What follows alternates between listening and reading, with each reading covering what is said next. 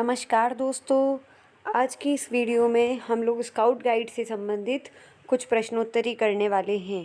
तो चलिए शुरू करते हैं।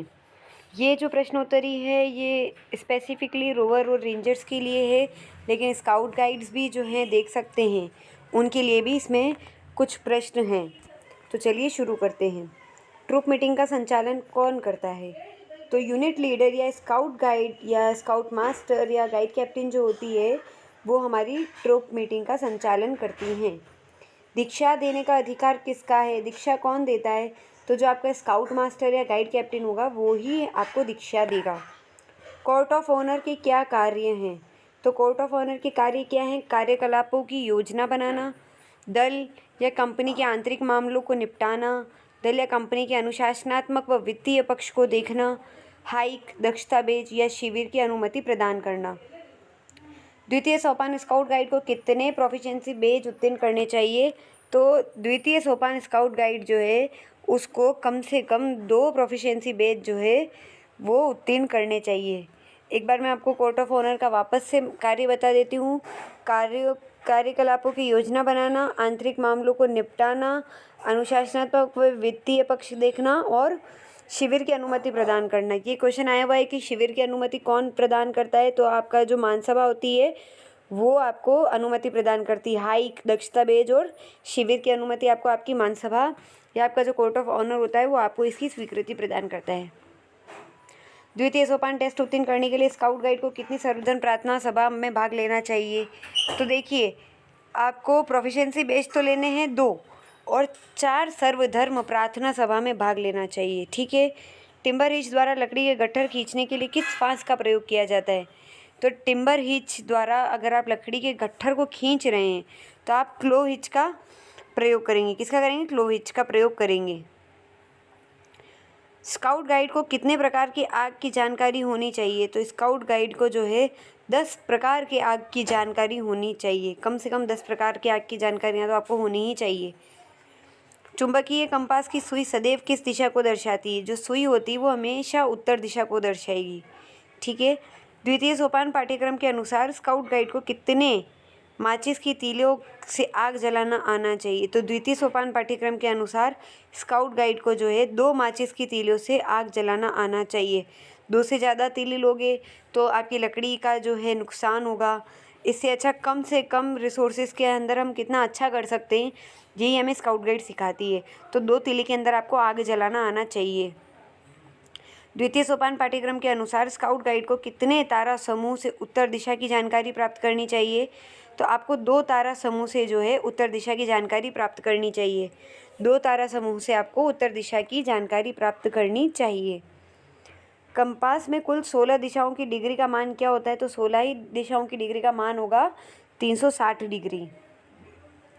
भुजा की पट्टी के लिए किस पट्टी का प्रयोग किया जाता है? तो जो आपकी भुजा की पट्टियाँ होती है, भुजा की पट्टी के लिए आपको कॉलर एंड कफ स्लिंग का प्रयोग किया जाता है। मानचित्र में ईस्टिंग एंड नॉर्दिंग को कितने अंकों द्वारा व्यक्त किया जाता है? तो नॉर्दिंग और ईस्टिंग और नॉर्दिंग के लिए आपके 4, 6 या 8 तक भी आपके अंक हो सकते हैं। पहले अपन ईस्टिंग लिखते हैं और फिर बाद में अपन नॉर्दिंग लिखते हैं। मानचित्र के कार्य को कितने भागों में बांटा गया है? तो मानचित्र के कार्य को 2 भागों में बांटा गया है। वस्तु से पूर्व की कौणिक दूरी क्या कहलाती है? ये बैकवर्ड बियरिंग कहलाती है। क्या कहलाती? Backward bearing. पहले की जो दूरी है उसको बैकवर्ड बियरिंग कहते हैं और आगे वाली दूरी को फॉरवर्ड बियरिंग कहते हैं। आगे चलते हैं। किस वस्तु से उत्तर दिशा की कौणिक दूरी क्या कहलाती है? किसी वस्तु से उत्तर दिशा की कौणिक दूरी जो होती है वो आपकी फॉरवर्ड बियरिंग कहलाती है। अगर आपने उत्तर दिशा के अंदर अगर आपको दूरी मापनी है तो आप फॉरवर्ड बियरिंग करेंगे और पूर्व दिशा की ओर करनी है तो बैकवर्ड बियरिंग करेंगे। किसी साधारण व्यक्ति की तेज चाल में कदम की दूरी कितनी होनी चाहिए? अगर आपने तेज चल रहे हो तो आपकी कदम की दूरी कितनी होगी? लगभग 30 इंच या 75 सेंटीमीटर। कितनी होगी? लगभग 30 इंच या फिर 75 सेंटीमीटर। किसी साधारण व्यक्ति की दौड़ चाल में कदम की दूरी कितनी होनी चाहिए? अगर आप तेज चल रहे हो तो आपकी 30 इंच या 75 सेंटीमीटर दूरी होगी। लेकिन अगर आप दौड़ कर चल रहे हो, दौड़ चाल के अंदर आपकी 40 इंच या 100 सेंटीमीटर दूरी होगी। ठीक है।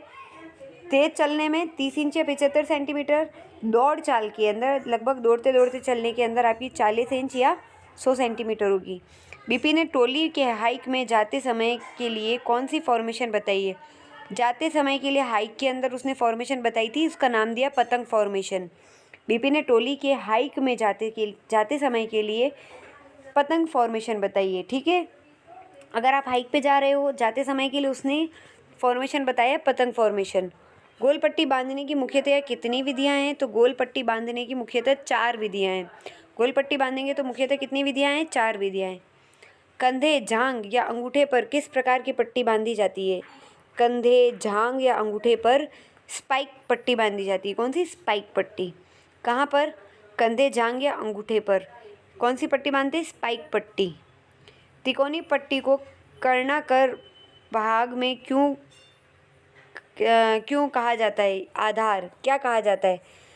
तो जो तिकोनी पट्टी का कर्णाकार भाग है, कर्णाकार भाग को क्या कहते हैं अपन? उसको आधार कहते हैं।